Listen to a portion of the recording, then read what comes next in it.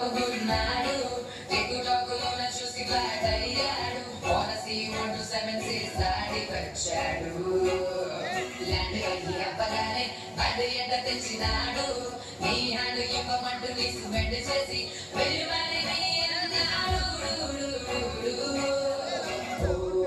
బావా మా అక్కని చక్కగా చూస్తావా ఓ బావా ఈ సుక్కని పెళ్ళాడేస్తావా ఓ బావా మా అక్కని చక్కగా చూస్తావా ఓ బావా సింధూరం నువ్వు పెడతావా నా చోరమన్నా బావా పేచీలే మానేవా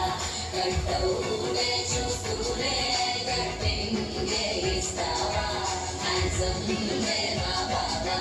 నీ సొమ్మే అడిగాడా తానే చేతులు చాపొస్తే తెగచి అయిపోయాడా